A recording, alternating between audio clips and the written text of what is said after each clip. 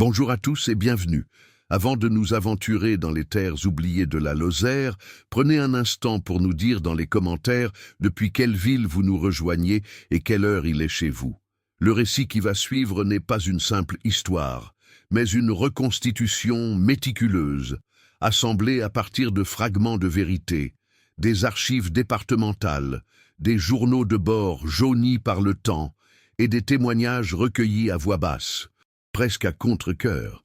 Nous allons explorer l'un des mystères les plus insaisissables de la France rurale du XXe siècle, celui d'Aurillac-le-Perdu, le village que la cartographie a délibérément rayé de l'existence. C'est aussi l'histoire de l'homme qui a sacrifié sa raison pour le retrouver, un géographe dont la quête obsessionnelle a ouvert une porte sur un secret que la montagne aurait préféré garder enfoui pour l'éternité. Nous sommes en 1984, au cœur de la Lozère, l'un des départements les moins peuplés de France. C'est une terre de silence et de granit, un paysage austère de hauts plateaux balayés par le vent, de forêts denses où la lumière peine à percer et de vallées encaissées où le temps semble s'être arrêté. L'exode rural a laissé des cicatrices profondes, abandonnant des hameaux entiers aux ronces et aux lierres. Dans les villages qui survivent, accrochés à des pentes abruptes, les maisons en pierre au toit de lauze semblent murmurer des histoires anciennes.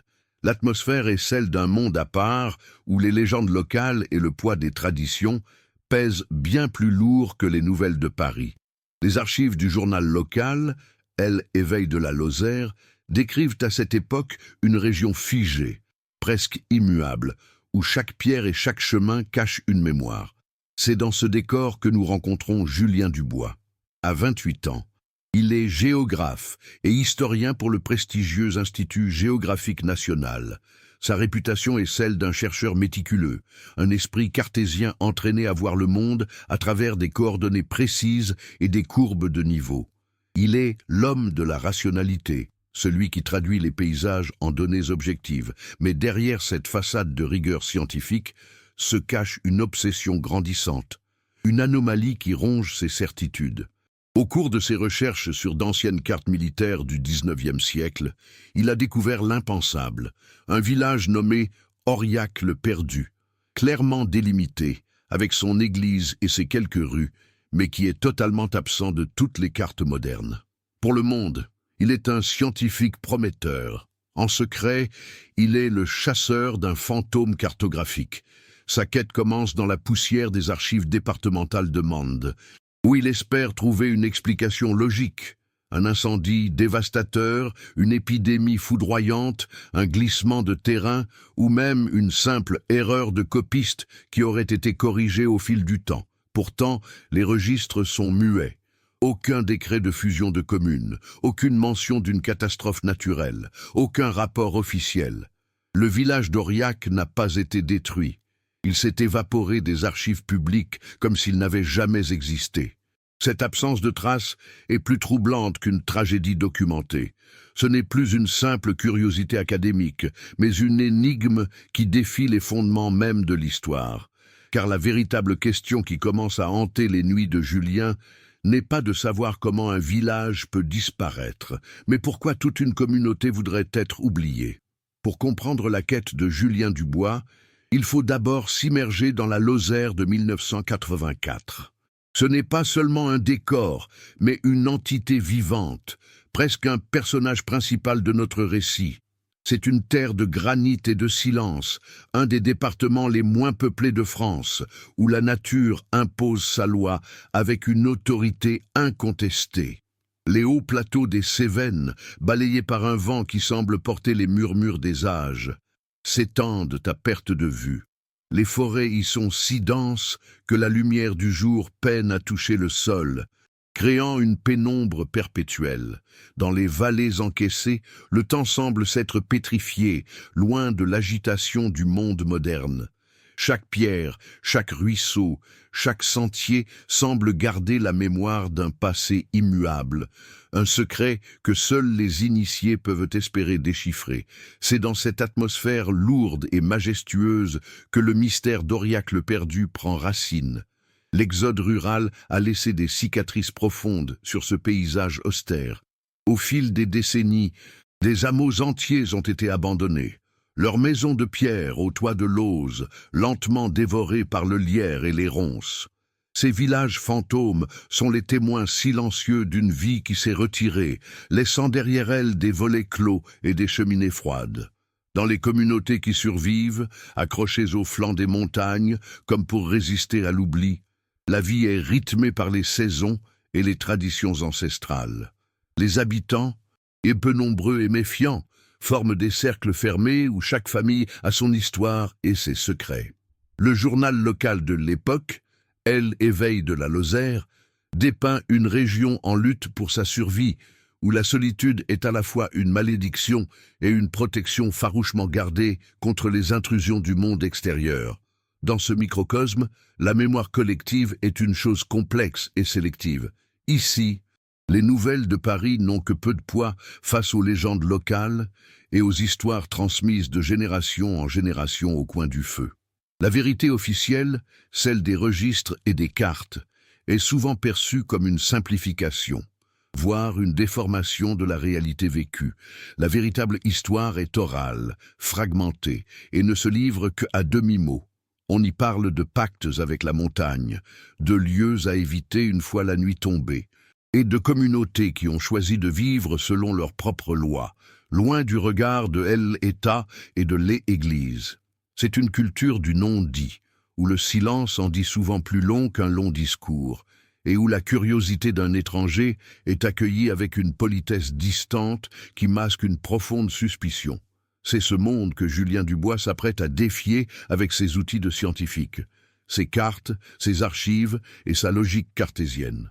On l'imagine parcourant les routes sinueuses des Cévennes à bord de sa vieille voiture, s'arrêtant dans les marchés de Mende ou de Florac pour tenter de capter l'esprit des lieux. Il est un homme du XXe siècle, un rationaliste cherchant une explication logique à une anomalie cartographique. Mais à chaque pas, il s'enfonce davantage dans un territoire où la rationalité perd de son emprise. Les paysages qu'il traverse ne sont pas seulement des ensembles de coordonnées géographiques. Ils sont chargés d'une âme, d'une histoire invisible qui échappe à ses instruments de mesure. Son périple n'est plus seulement une recherche académique, mais une confrontation entre sa vision moderne du monde et une France ancestrale, secrète et insaisissable. Sa première véritable confrontation avec le mystère a lieu dans le silence feutré des archives départementales. Loin des grands espaces, c'est dans un labyrinthe de papier et de poussière qu'il cherche la première trace tangible d'Aurillac. L'odeur du vieux parchemin, le crissement des pages tournées avec précaution, le silence monacal de la salle de lecture, tout concourt à créer une atmosphère de quête sacrée. Il passe des semaines à éplucher les registres de état civil, les recensements, les rapports administratifs. Mais Aurillac reste une ombre. Le village existe sur une carte militaire de 1870, mais il est absent de tous les documents officiels qui devraient logiquement en attester l'existence. Cette absence est plus troublante qu'une mention de destruction. C'est un vide parfait, une anomalie qui suggère non pas un accident, mais une volonté d'effacement méticuleuse et délibérée. Puis, enfin, une piste. Une minuscule note, presque illisible, griffonnée dans la marge d'un obscur rapport du cadastre napoléonien datant du début du XIXe siècle. Le document, dont le papier est jauni et fragile comme une feuille d'automne, recense les parcelles et les communautés de la région. En face d'une zone géographique correspondant à l'emplacement supposé d'Aurillac, l'agent recenseur a écrit quelques mots d'une écriture nerveuse, « Hameau d'Aurillac, communauté recluse et peu coopérative ». Refuse le dénombrement et toute interaction. Cette simple phrase change tout.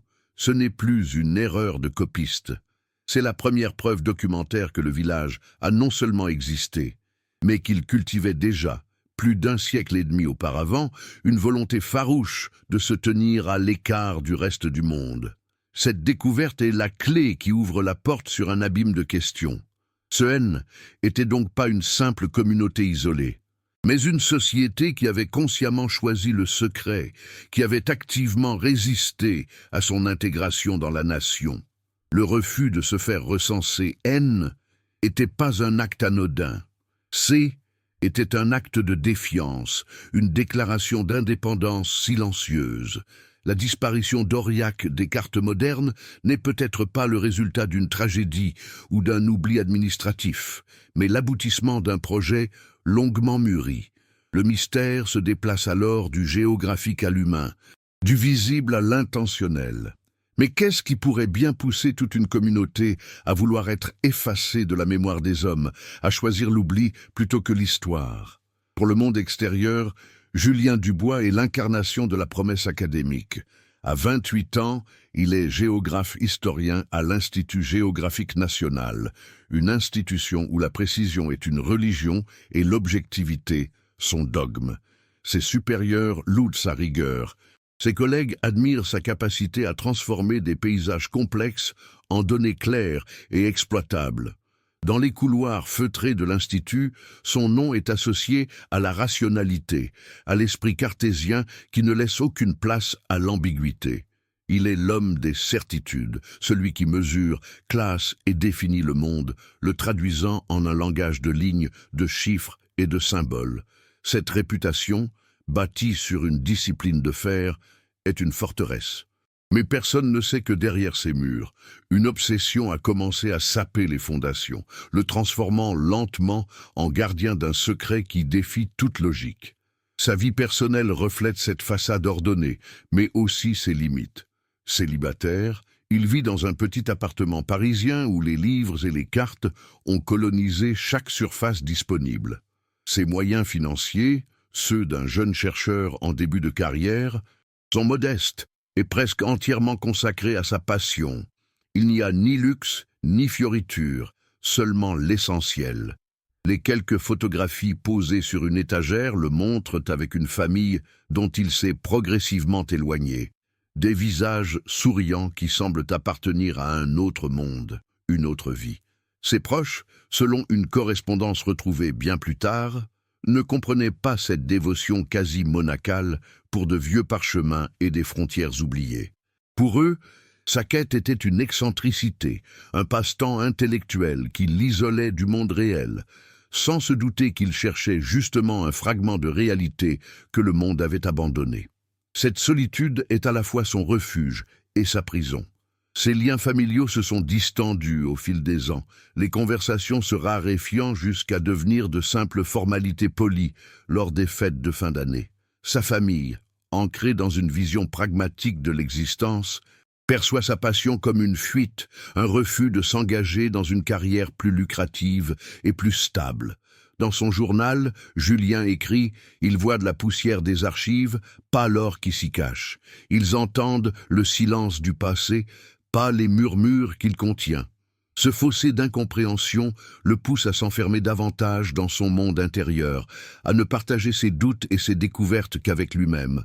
Son obsession pour Aurillac le perdu devient ainsi un jardin secret, un territoire intime où il est le seul maître et le seul habitant, un royaume dont il ne peut parler à personne.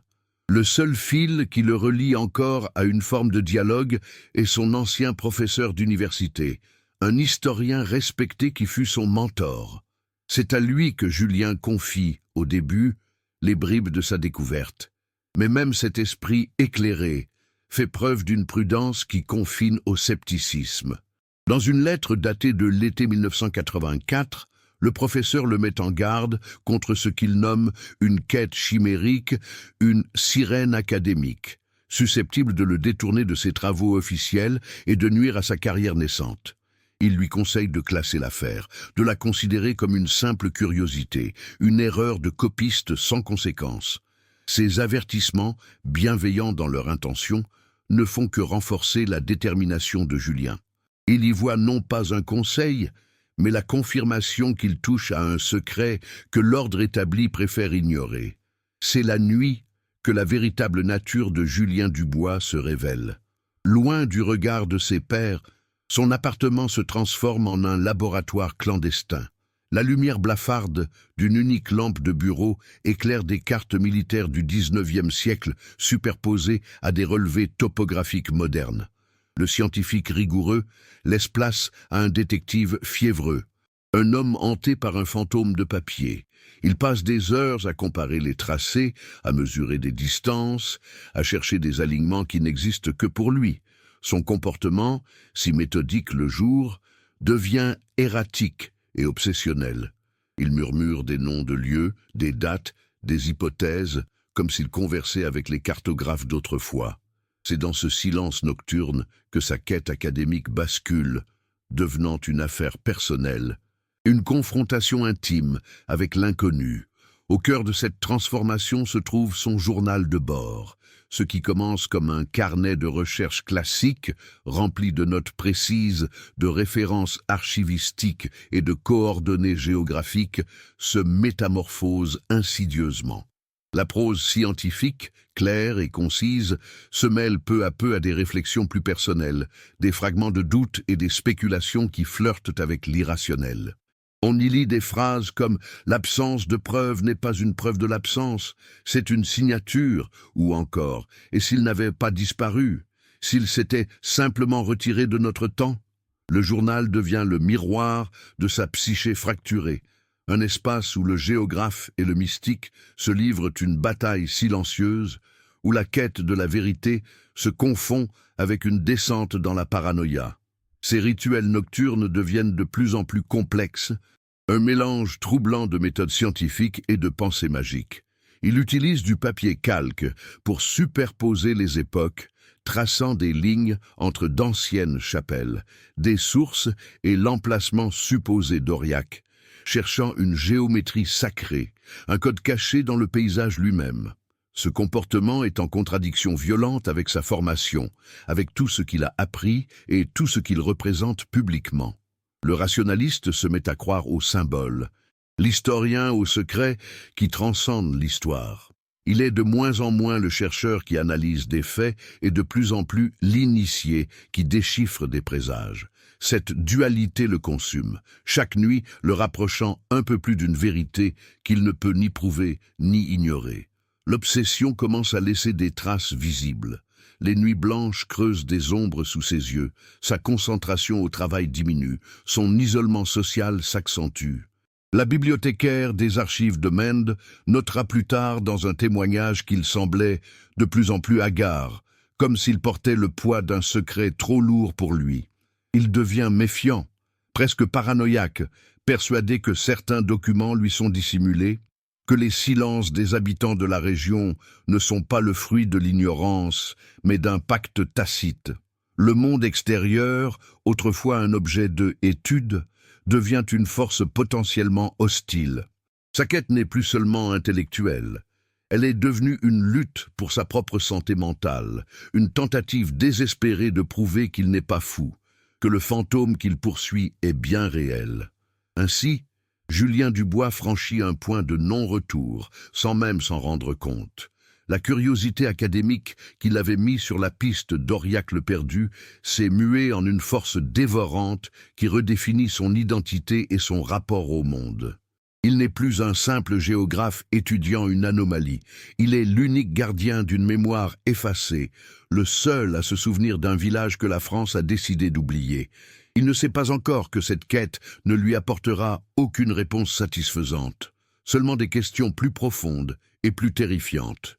Il ignore que chaque pas qui le rapproche d'Aurillac, éloigne un peu plus de lui-même, l'entraînant sur un chemin où la frontière entre la raison et la folie est aussi floue qu'une vieille carte jaunie par le temps.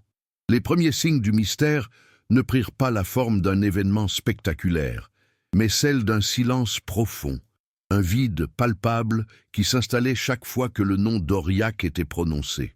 Après des semaines passées dans la solitude des archives, Julien Dubois comprit que le papier ne lui livrerait plus de secrets. La vérité, s'il en existait une, reposait désormais dans la mémoire des vivants. Il quitta donc la poussière des registres pour les routes sinueuses de la Lozère, persuadé que les habitants des villages voisins, Les gardiens des traditions orales pourraient éclairer cette anomalie cartographique. Il se rendit sur les marchés, dans les cafés, là où le cœur de ces communautés isolées battait encore, animé par l'espoir naïf qu'une simple question pourrait délier les langues et combler le vide laissé par l'histoire officielle. Sa première tentative eut lieu sur la place d'un village perché à flanc de montagne, où quelques anciens discutaient à l'ombre d'un platane centenaire. S'approchant avec un respect teinté de prudence, Julien posa sa question. Le nom « Aurillac le perdu » flotta un instant dans l'air chaud de l'après-midi, puis évanoui dans un silence de plomb. Les conversations cessèrent net. Les visages, jusque-là ouverts et burinés par le soleil, se fermèrent comme des volets au crépuscule. Un des hommes, le plus âgé, cracha au sol, un geste de conjuration plus que de mépris, avant de tourner le dos sans un mot. Les autres l'imitèrent, se dispersant lentement, laissant le jeune géographe seul avec sa question qui résonnait désormais comme une transgression, une intrusion dans un territoire interdit par un pacte tacite. Ce mur de silence se dressa devant lui à chaque nouvelle tentative, devenant une certitude aussi solide que le granit des Cévennes. Les réactions variaient, mais le résultat restait immuablement le même. Certains feignaient une surdité soudaine. D'autres opposaient un sourire poli mais vide, affirmant n'avoir jamais entendu ce nom. Une femme, dans une auberge isolée, laissa échapper un murmure avant de se reprendre. Les yeux remplis d'une peur ancienne. Il y a des endroits qu'il ne faut pas chercher. Cette phrase, lâchée à voix basse, confirma à Julien qu'il ne faisait pas face à de l'ignorance, mais à un savoir activement refoulé, une mémoire collective mise sous scellé par une crainte partagée et transmise de génération en génération. L'oubli d'Aurillaken n'était pas un accident. Était une construction. Au fil des jours, des bribes de rumeurs lui parvenaient, fragments d'une mythologie locale qu'il peinait à assembler. Dans l'atmosphère enfumée d'un café, un homme à la voix éraillée par l'alcool lui parla d'un « mauvais endroit », un lieu maudit par la terre elle-même, où même les bêtes sauvages refusaient de s'aventurer. Il décrivait une parcelle de la montagne où les saisons semblaient confuses, où le vent portait des plaintes plutôt que le chant des oiseaux. Ces histoires, toujours vagues et contradictoires, étaient systématiquement balayées d'un revers de main par les autres clients, qui y voyaient le délire d'un esprit affaibli. Pourtant, pour Julien, ces légendes étaient les cicatrices d'une vérité oubliée. Le folklore servant de rempart contre un souvenir trop douloureux pour être conservé intact. Une autre expression, plus étrange encore, revint à plusieurs reprises, celle d'une communauté qui aurait fait un pacte avec la montagne. Cette idée, plus proche du paganisme que de la simple superstition, suggérait une rupture délibérée avec le monde des hommes. Le pacte N était jamais détaillé, mais il évoquait une forme de sacrifice, un renoncement à l'histoire en échange d'une protection ou d'un secret offert par la nature elle-même. Aurillac n'aurait pas été victime d'une catastrophe, mais aurait choisi son destin, se fondant dans le paysage jusqu'à disparaître, préférant la tutelle immuable de la pierre et des arbres à celle changeante et intrusive de la civilisation.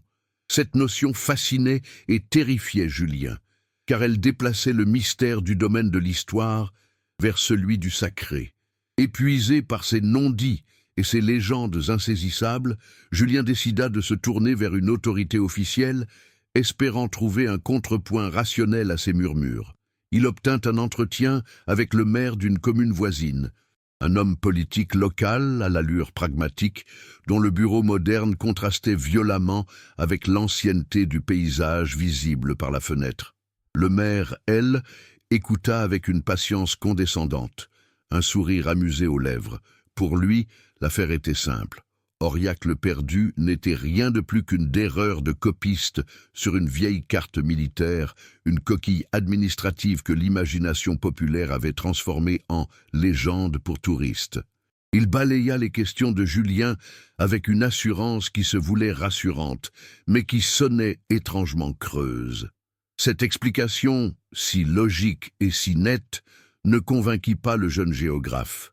Elle semblait trop parfaite, trop bien rodée, comme un discours préparé pour décourager les curieux.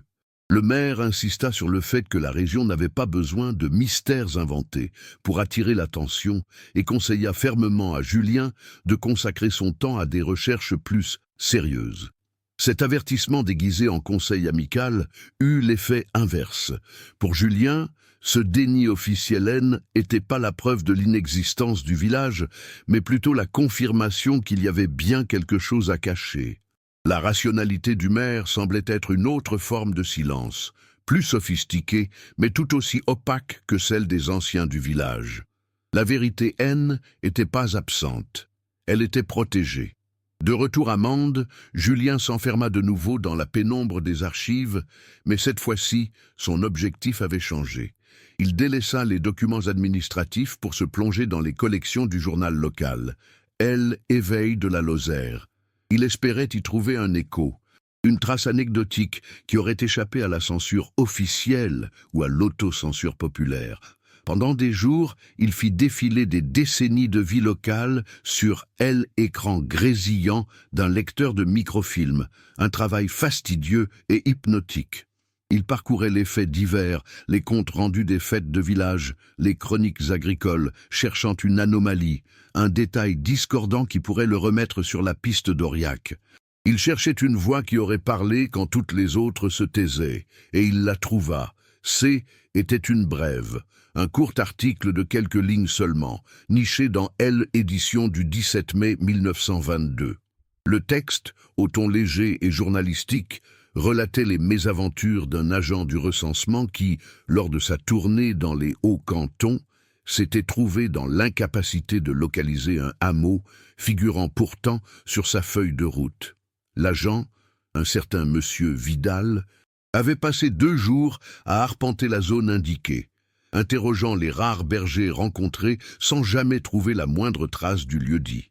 Le hameau en question, mentionné comme une simple curiosité administrative, portait un nom qui fit sursauter Julien, même à travers le filtre verdâtre du microfilm, Aurillac. L'article de 1922 traitait l'incident avec une ironie bienveillante, typique des chroniques de l'époque sur cette France rurale et profonde, perçue comme un monde de légendes et de particularismes.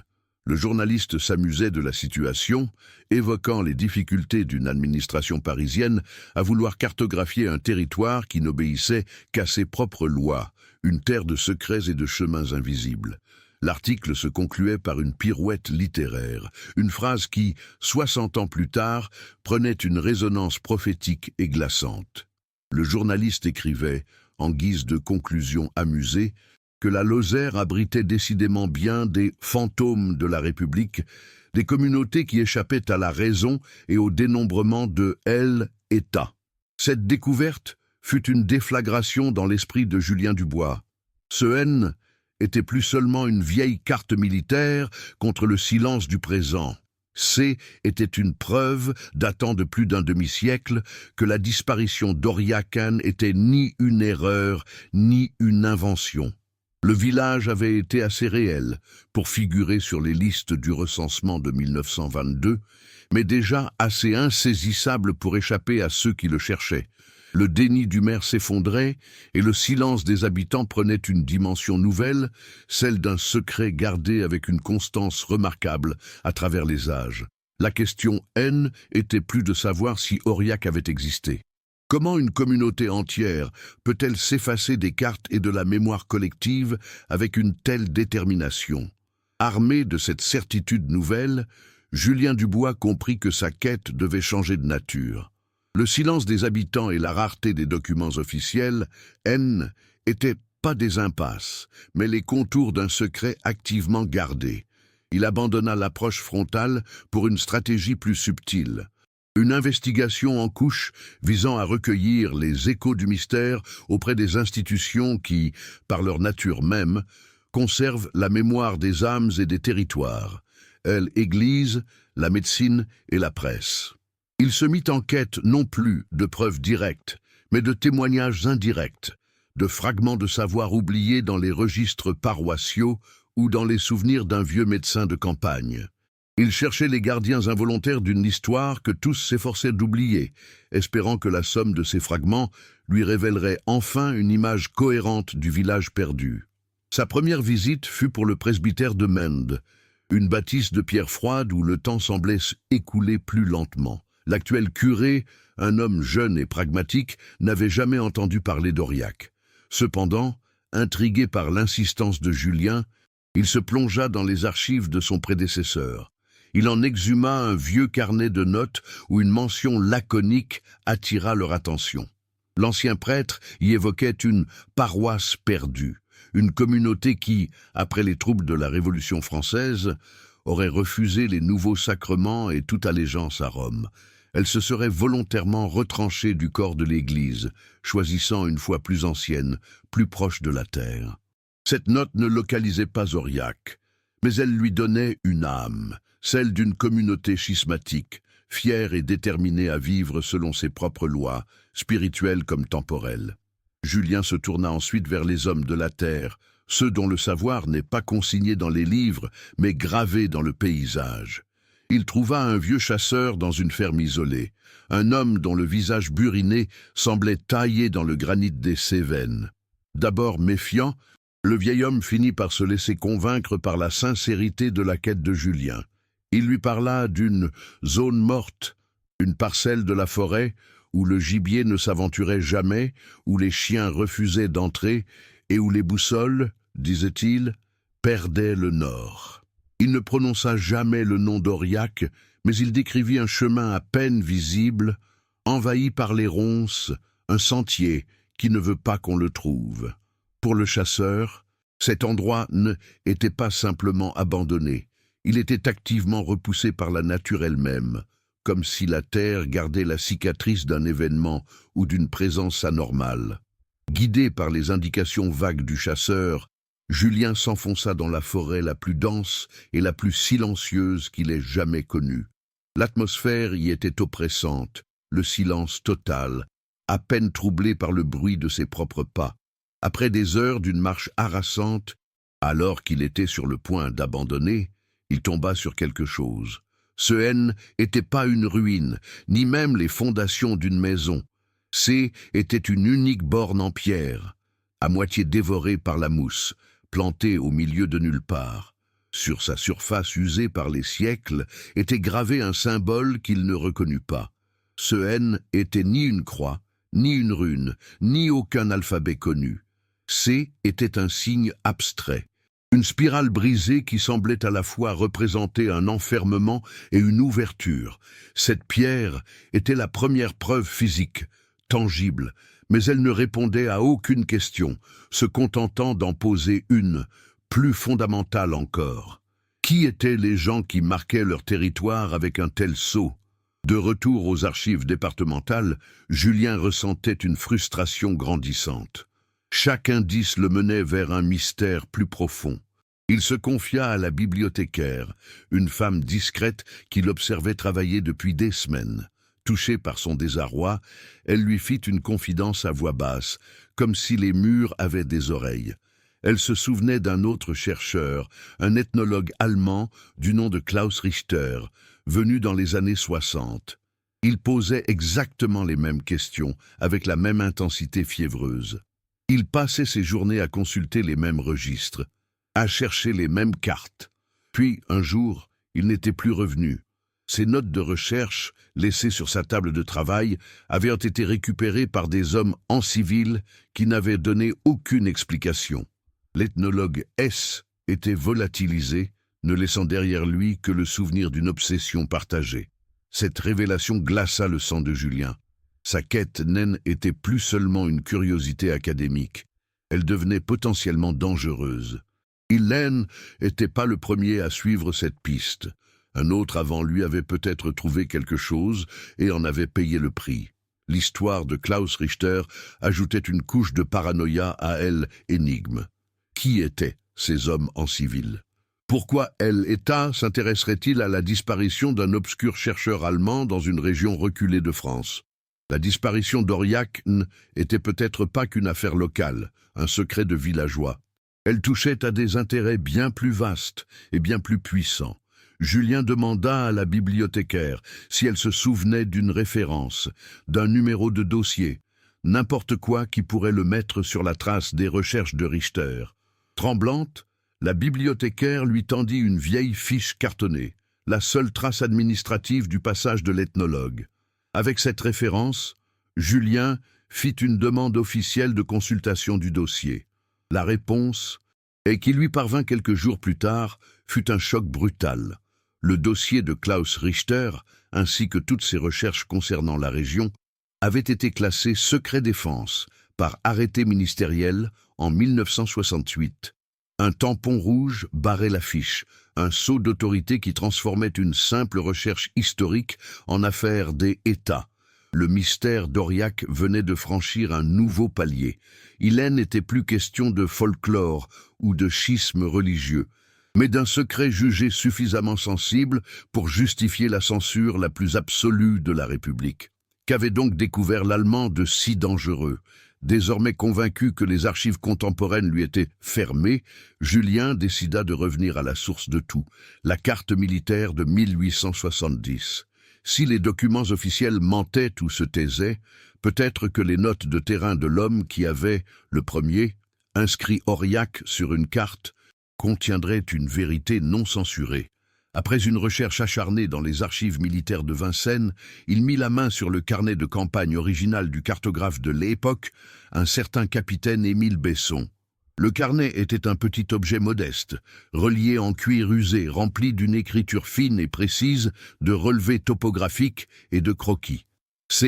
Était le témoignage brut, la capture d'un instant avant que la géographie ne devienne une science officielle et aseptisée.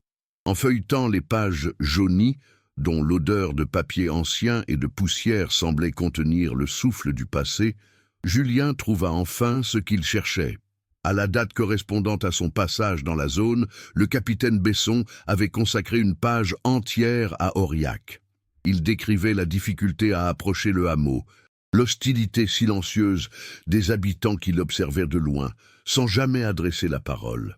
Mais c'est la dernière phrase, une note griffonnée en marge, presque comme une pensée personnelle qu'il n'aurait pas dû écrire, qui fit s'arrêter le cœur de Julien, d'une écriture légèrement tremblée, comme sous le coup d'une profonde incertitude.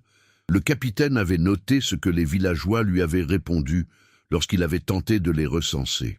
La phrase était courte, mais sa portée était vertigineuse, défiant toute logique et toute rationalité.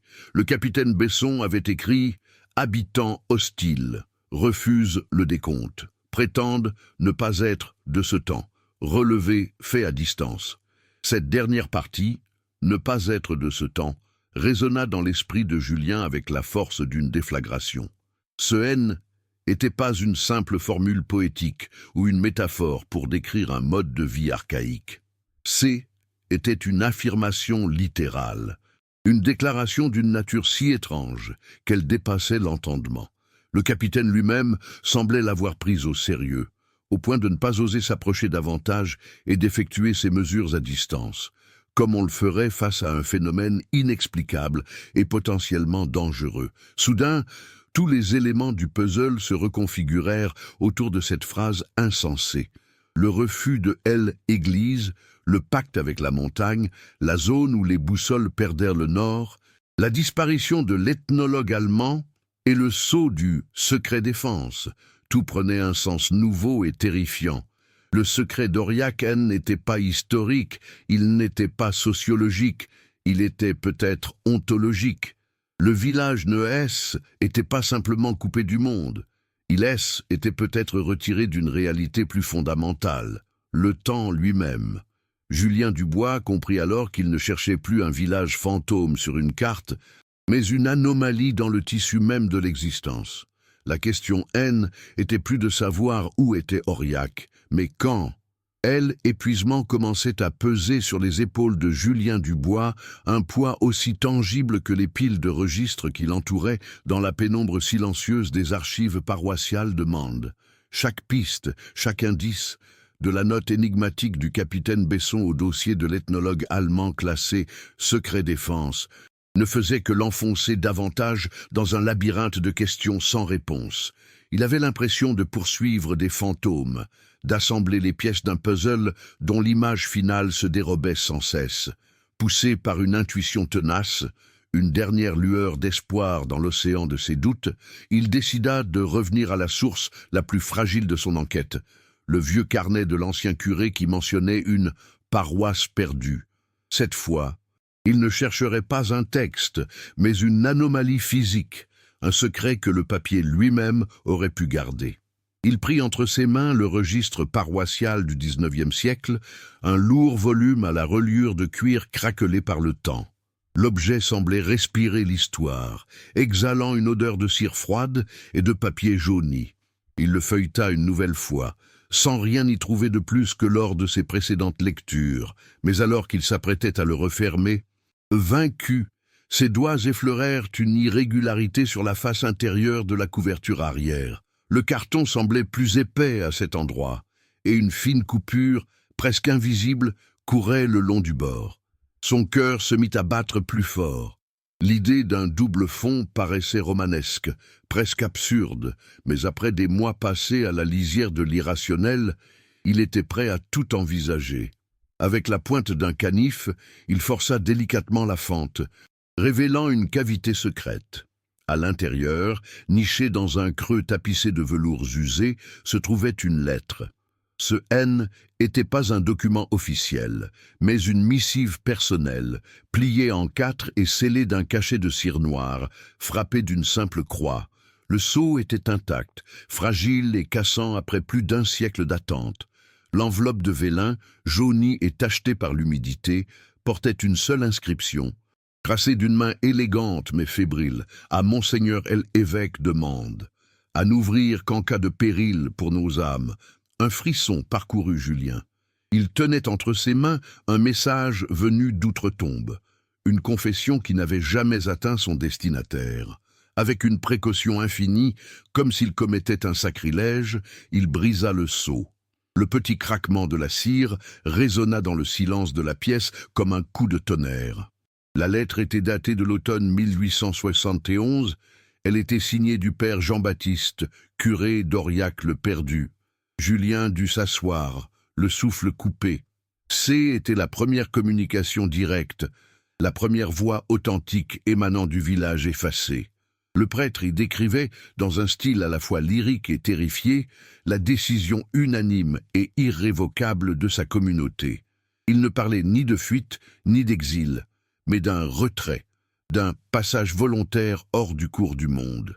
Il expliquait que les habitants d'Aurillac avaient fait une découverte qui rendait leur coexistence avec le reste de l'humanité impossible.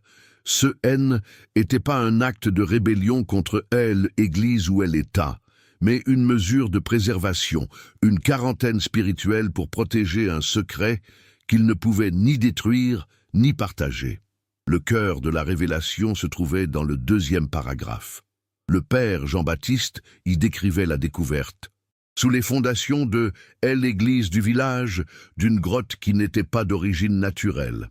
À l'intérieur, il n'avait trouvé ni trésor, ni relique, mais ce qu'il nommait un phénomène, une résonance qui altère la trame des jours. Il parlait d'un lieu où le temps ne écoulait plus de manière linéaire, mais où il offrait une autre voie, une existence en dehors de l'histoire, de ses guerres et de ses souffrances. Était là le sens de la phrase du capitaine Besson. Les habitants d'Aurillac ne se sentaient pas d'un autre temps. Ils avaient trouvé le moyen de l'être littéralement. Le village n'avait pas disparu, il avait franchi une porte. La lettre se terminait par une supplication et un avertissement. Le curé implorait son évêque de ne jamais envoyer quiconque à leur recherche. Il le priait d'user de son influence pour faire effacer Aurillac de toutes les cartes et de tous les registres, de transformer leur existence en une simple erreur administrative, une légende. Car, écrivait-il, le secret qu'il gardait était aussi une protection pour le reste du monde.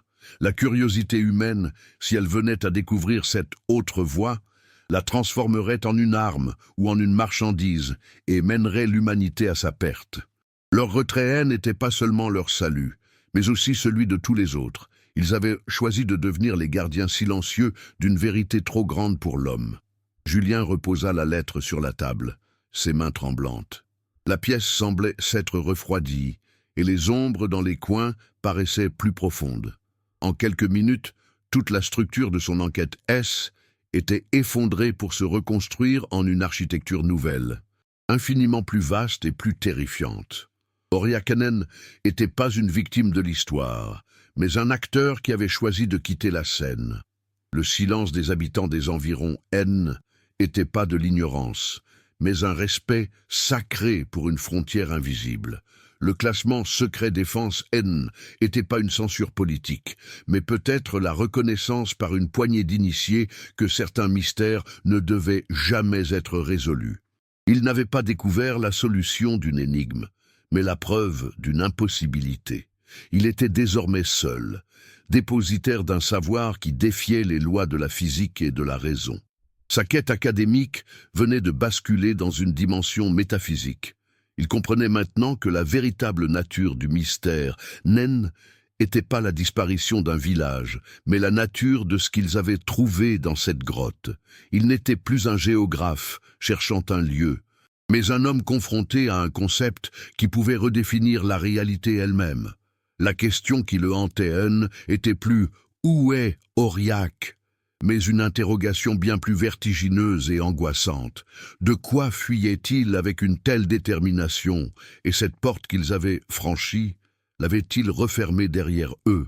Bouleversé par le contenu de la lettre du père Jean-Baptiste, Julien Dubois tenta de briser le mur de silence qui entourait Aurillac. Il contacta d'abord son ancien mentor, puis l'Institut géographique national, convaincu que la preuve manuscrite et sa portée historique suffiraient à déclencher une enquête officielle. La réaction fut d'une froideur polaire, un rejet aussi brutal qu'unanime.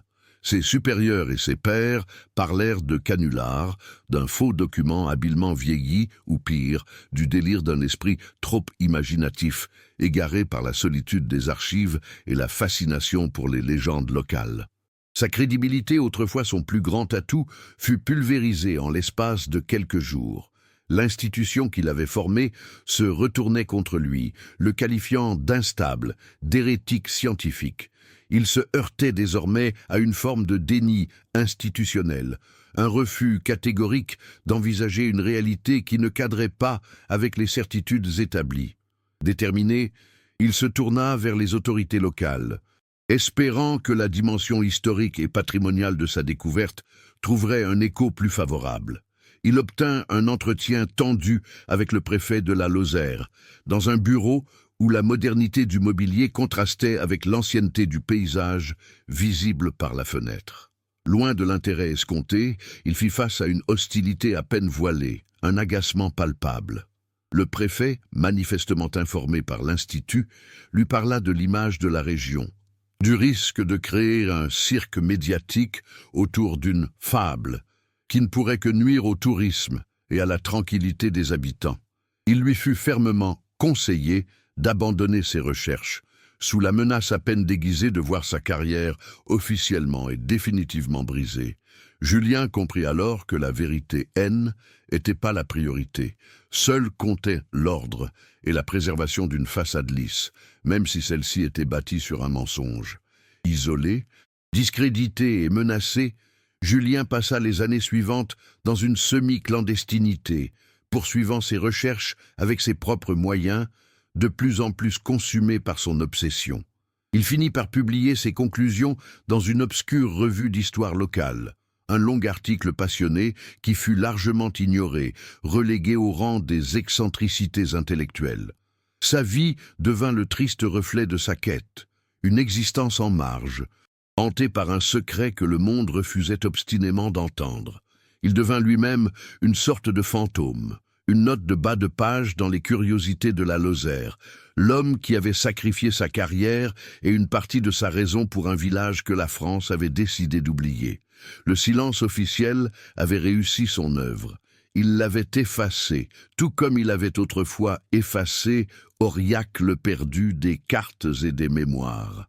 Des décennies plus tard, bien après que le nom de Julien Dubois soit tombé dans l'oubli, l'histoire refit surface de la manière la plus inattendue qui soit. Nous sommes à l'ère de la technologie satellitaire. En 2018, un programme européen de cartographie géologique mène une analyse à haute résolution du sous-sol du Massif central. Les données brutes, traitées par des algorithmes complexes, signalent une anomalie magnétique d'une intensité et d'une structure inexplicables, précisément dans le périmètre géographique qu'avait délimité Julien sur ses cartes. Cette signature énergétique, puissante et cohérente, n'avait aucune origine naturelle connue. Elle suggérait la présence d'une concentration métallique massive ou d'une source d'énergie inconnue. Le fantôme d'Aurillac venait de frapper à la porte du XXIe siècle, non plus à travers un vieux parchemin, mais par le langage froid et irréfutable de la science moderne. Intrigué par ce signal qui défiait toute explication géologique, une équipe de géophysiciens obtint l'autorisation de mener une mission de reconnaissance discrète sur le terrain. Les relevés au sol confirmèrent les données satellitaires. Une immense cavité souterraine, manifestement artificielle et non répertoriée, se trouvait bien sous la forêt. Mais la découverte la plus stupéfiante provint des carottes de sol prélevées en périphérie de la zone. L'analyse spectrométrique révéla des traces de métaux lourds et d'alliage, du bismuth et du tungstène dans des proportions anormales, qui sont non seulement étrangers à la géologie du Massif central, mais qui suggèrent une technologie avancée, bien au-delà des capacités du XIXe siècle. Le secret d'Aurillac N était donc pas seulement spirituel ou temporel, il était aussi matériel, physique, technologique. La lettre du prêtre prenait soudain une dimension nouvelle et vertigineuse. Cette preuve scientifique irréfutable jeta une lumière crue et dérangeante sur le passé. Dans la plus grande discrétion, les archives Secret Défense concernant l'ethnologue allemand Klaus Richter furent rouvertes par une commission interne. Les documents, déclassifiés pour l'occasion, révélèrent que Richter, dans les années 60, avait déjà détecté des anomalies similaires avec des équipements plus rudimentaires. Son rapport final, jugé trop déstabilisant, concluait à une présence non humaine ou à une technologie inconnue. Les autorités de l'époque, paniquées à l'idée d'une telle révélation en pleine guerre froide, avaient orchestré sa disparition en le faisant rapatrier de force et avaient classifié le dossier. La complicité N était donc pas celle des villageois, mais celle de l'État, qui avait activement étouffé la vérité. Le silence imposé à Julien N était que la continuation d'un demi-siècle de dissimulation. Aujourd'hui, la zone où se terrait Aurillac le perdu a été rendue à la nature avec une efficacité administrative redoutable. Une forêt domaniale, dense et silencieuse, en recouvre désormais les traces, un sanctuaire végétal protégé par la loi. Aucun sentier balisé n'y pénètre, aucune route ne s'en approche. C'est un blanc sur la carte, non plus par omission mais par décret. Les randonneurs et les chasseurs qui parcourent les crêtes voisines ignorent tout du vide qu'ils longent, de l'anomalie qu'ils contournent. Ils sentent parfois un froid inhabituel, une quiétude trop profonde, mais l'attribuent aux caprices de la montagne. Elle, État moderne, avec ses outils de classification et de protection, a finalement réussi là où les anciens cartographes avaient échoué. Il a rendu Aurillac parfaitement invisible, le protégeant du monde sous un linceul de silence et de chlorophylle, transformant un secret historique en une simple réserve naturelle. Quant à Julien Dubois, sa voix s'est éteinte bien avant que les satellites ne lui donnent raison à titre posthume. Sa quête, jugée insensée, a brisé sa carrière et l'a lentement isolé du monde qu'il cherchait à comprendre. Son histoire est devenue une note de bas de page dans les curiosités de la Lozère. Le récit d'un esprit brillant consumé par une chimère, un avertissement pour les âmes trop curieuses. Le système qu'il a tenté d'alerter l'a broyé avec une indifférence placide, le transformant lui-même en fantôme, un spectre errant dans les couloirs des archives, murmurant un nom que personne ne voulait plus entendre. Il est mort seul, emportant avec lui la certitude d'avoir touché une vérité trop vaste, laissant derrière lui un journal de bord qui est aujourd'hui le seul véritable monument dédié à la mémoire d'Aurillac le perdu. Pourtant, la forêt garde la mémoire. Les anciens des hameaux environnants, ceux qui n'ont jamais rien dit, racontent à voix basse que par certaines nuits sans lune, lorsque le vent du nord s'engouffre entre les sapins, on peut entendre une mélodie. Ce n'est pas le sifflement habituel du vent, mais une sorte de plainte harmonique, une résonance lointaine qui ne ressemble à rien de connu, ni au chant d'un oiseau nocturne, ni au cri d'un animal. C'est un son qui semble émaner de la terre elle-même, une vibration qui fait frissonner les feuilles et glace le sang des chiens. Est-ce l'écho d'une existence qui vibre encore sur un autre plan, hors du temps, ou simplement le murmure de la montagne, gardienne d'une porte qu'il ne faut jamais chercher à franchir? Le village reste introuvable, non pas parce qu'il a été détruit, mais peut-être parce qu'il attend. Aurillac le perdu reste ainsi une énigme suspendue, un point d'interrogation gravé dans le paysage français. Ce n'est plus l'histoire d'un lieu, mais celle d'un choix radical, le choix de l'oubli comme ultime rempart.